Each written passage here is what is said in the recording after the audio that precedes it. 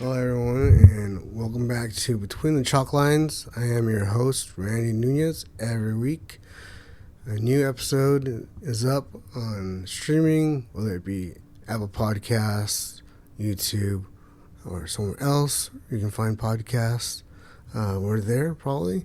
And this week is most likely my favorite week of the year, besides the draft and All-Star week festivities. Trades can be very exciting. They can also be very sad, depending on who's getting traded and all that. Fortunately, I haven't seen anybody that I'm too attached to get traded away from my own personal team that I love and watch. And I'll be going to the game tonight. This is being recorded earlier, so if you see this or listen to this and there's a trade that I missed on Friday, it's probably because I was getting ready to go to the Angels game. They're playing the A's, and they need a bounce back win today from the loss yesterday. But let's get into the show. I mean, there's a lot to talk about. That's all I can say is let's go to the standings first. Don't want to get into the trades too much. There haven't been a ton. But in the American League, the Youth League, Orioles sent out Austin Hayes, outfielder, to the Phillies. It's an odd trade because the Orioles and the Phillies are two of the best teams in Major Leagues right now.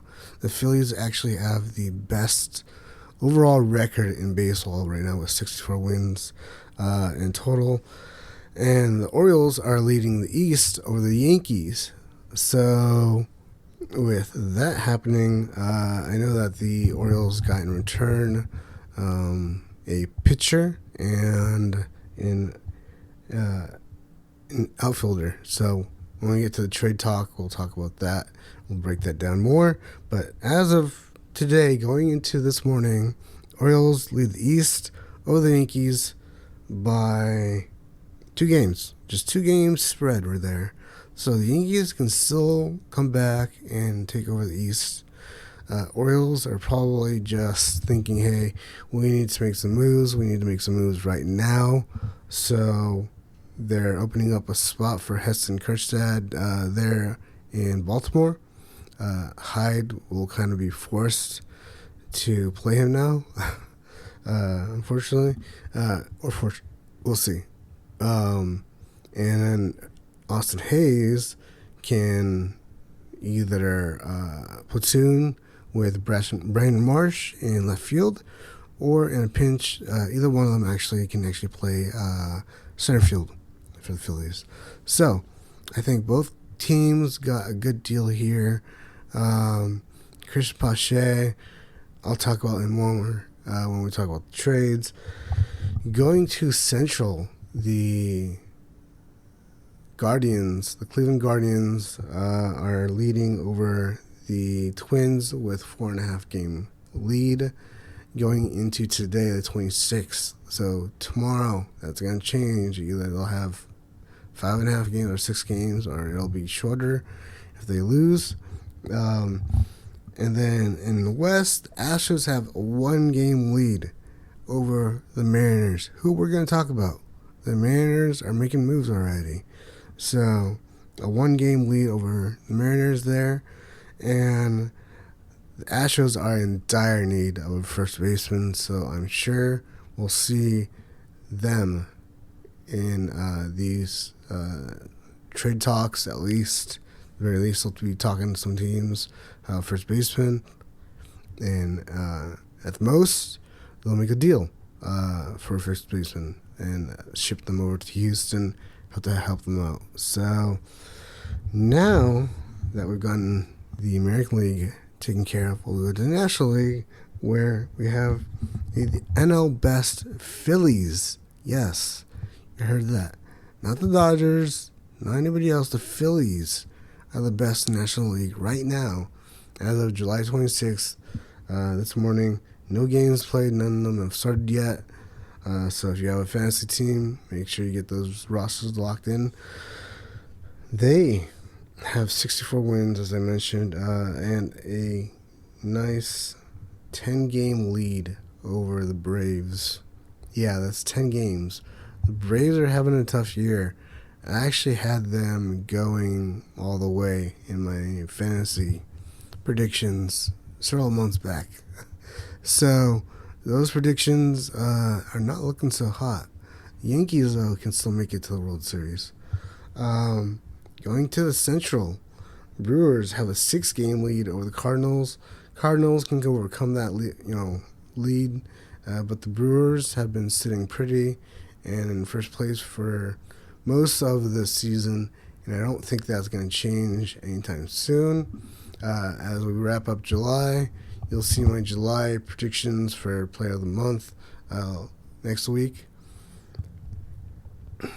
Moving on to the West, the Dodgers have a 7.5-game lead over the Padres. Padres pitcher Dylan Cease just threw a no-hitter the other day, only the second one in Padres franchise history. So Dylan Cease could be, they just traded for him. I don't know why they would trade him away, but it's a possibility. You never know what happens. These trade deadlines, front offices are thinking for the future, or they're thinking for the now, like what's happening now. So that is what's going on with the American League and National League standings as far as the East, Central, and West in all those leagues, or both of those leagues, I should say. Big news out of the rehab/injury department. Mike Trout may or may not be done for the season. He was already taking a little bit of a slow route to getting healthy and going to the rehab, stage. Got to one game, AAA, Salt Lake City. Played 2 innings, 1 at bat. After that, they pulled him. And first, nobody knew why. Then we found out that he felt something off in his surgically repaired knee. So that could be nothing. It could be nothing. He returned back to SoCal to be looked at by doctors, check out what's wrong. The best case scenario last week was he was going to return yesterday to start this homestand against the A's for the Angels. Now it's looking like best case scenario is maybe August. Worst case scenario is he's done. 2024 is kaput. Just put an X over it. He played about a month, and that is it, if I recall. I don't know the exact amount of games that he played, but it's really sad to see, honestly. Over the last decade, he's been the face of Major League Baseball. Next to guys like Mookie Betts, Aaron Judge, Bryce Harper, Clayton Kershaw, Justin Verlander, names like that. Those are names. Jose Altuve from the Astros, Alex Bregman as well. And it's just kind of sad to see a guy like him go down so fast, so hard. I honestly hope the best for Mike Trout, and obviously because he's on my favorite team, my local team, and because he is truly a first ballot Hall of Fame player, in my opinion. I'll do a video on that later on. They'll do a side-by-side comparison with Bryce Harper because they basically both came up at the same time, and that's who he's always compared to, or Harper is always compared to Trout. So we'll do a video on that sometime. But first off, I need to get out the trades that have happened since yesterday. The Trade market basically last 24 hours, if not less than that, have really started to heat up. With the first trade was AJ Puck of the Marlins being sent to Arizona Diamondbacks in the National League West. So we already knew, and I've said this many times on the podcast, the Marlins were going to be on sell mode. They are looking for young guys. They got 2 prospects, an infielder and an outfielder, I believe. One of the best, number 14 prospect and 30 prospect, respectively, before they left Arizona to Miami. So, I mean, they got, I think both teams, if you look at it right now, win. Arizona Diamondbacks got AJ Puck when he was a prospect in the Oakland system. He was looking like he was going to be a starter. Came up as a starter. Didn't work out. Got traded. And I think he got traded again. I think this may be his 4th trade. But in Miami, they said, okay, you're not doing it as a starter. Let's put you in the bullpen. He's been lights out in the bullpen. I believe he has a streak of 16 scoreless innings pitched right now, going into today. And I think Arizona is the perfect organization to just kind of hone in his craft as a reliever. It's something that a lot of teams are going to need. They're going to need a lot of 8th-inning guys, 7th-inning guys, and closers. We'll get to that when we get to it and trades happen. But what Marlins wanted was long-term. They want prospects. They don't want Major League ready guys that are going to, fill spots that they don't have players for right now. They're looking to the future. They don't care about the playoffs this year or possibly next year. They're probably looking at 2026 and beyond.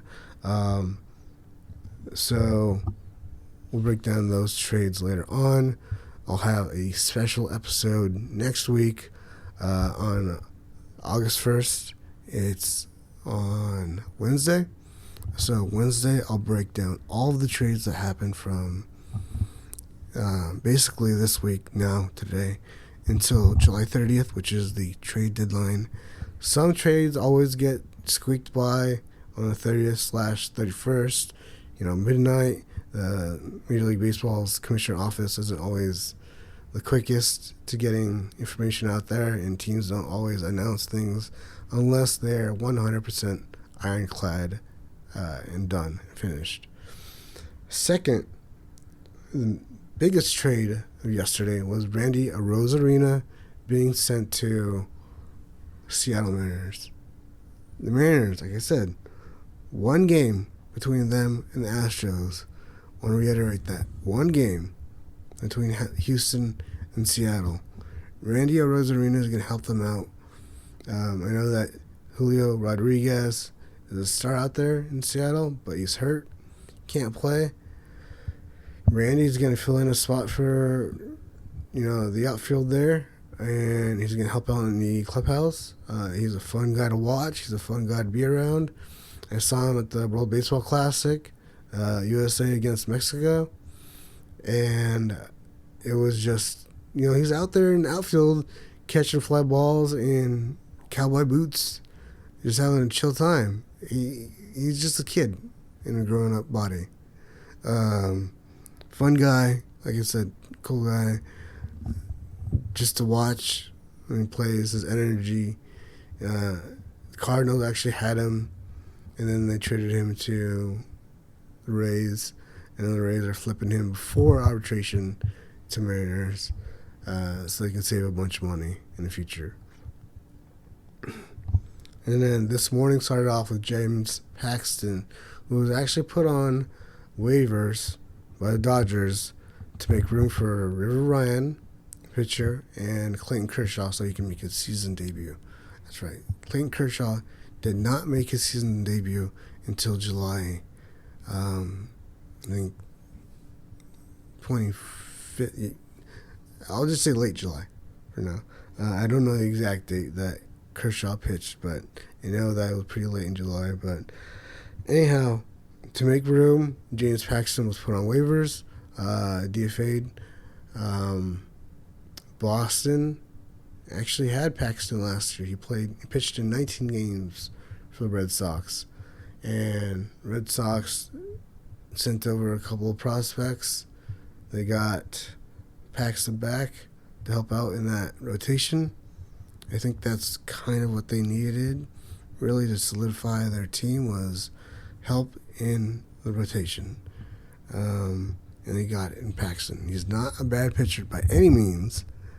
I think a lot of teams would be happy with having him in the number 4 hole or number 5 slots as their guy in the rotation. And Boston just got that for peanuts for the most part. And then Austin Hayes, like I mentioned earlier, will either platoon with Marsh in left field or help out in center field in a pinch. That trade, the entirety, the Orioles got pitcher Seranthony Dominguez and outfielder Christian Pache. Pache cannot hit a watermelon. I saw him with the Braves. I saw him with the A's. He was now with the Phillies. I mean, I don't know how he's kept his job for the last 2 or 3 years in the majors, but somehow he is now on another contending team with the Orioles. I can't tell you how much playing time he'll get, but he's on the team. And some other trade news. Obviously, the Mariners are not done. Houston looking. Dodgers are looking. The Brewers are looking for a left-handed bat. And I would say the biggest names are, honestly, Luis Robert of the White Sox. And speaking of the White Sox, I would have to say that Garrett Crochet is probably off of the market besides one team, the Dodgers. Garrett Crochet does not want to go into the bullpen. He wants to be in the rotation because he's a nasty pitcher. He's a nasty strikeout pitcher who should be in anybody's rotation at any time of the year if he's healthy. He doesn't want to be in the bullpen throwing, a couple innings a week. He wants to throw every 5 days, 6, 7, 8 innings, striking out, 9, 10, 11 guys plus, and he wants an extension. That's the big thing. He said, or his representatives has said to teams that if you want to be getting Garrett Crochet from the White Sox, he wants an extension, A. He wants to be on the playoff roster, B. And doesn't want to pitch from the bullpen, C. Those are big things to ask. There are also big things that the Dodgers could give him. The Dodgers could offer Garrett Crochet an extension. Obviously, we've seen how much money they spent in the offseason, almost $1 billion. They're not going to whine over another 5-6 years and another, $300 million or whatever, $250 million would just throw out there to be ridiculous because they've been ridiculous. Most of that will be, deferred anyways. And they'll just put him on the playoff roster as a starter. It'd be him. It'd be probably him, Kershaw, Yamamoto, and whoever else is healthy, Glasnow. So they could literally have a full rotation. And just in case, put Kershaw in the bullpen maybe, or, yeah, I mean, that put that or River Ryan in the bullpen. And then, yeah, I think Dodgers are really the only fit for Garrett Crochet. They have the capital as far as prospects to trade away. And then they have the money to spend for an extension. And they can put him on the playoff roster. The Dodgers will be in the playoffs. It's just a matter of how long will they last in the playoffs.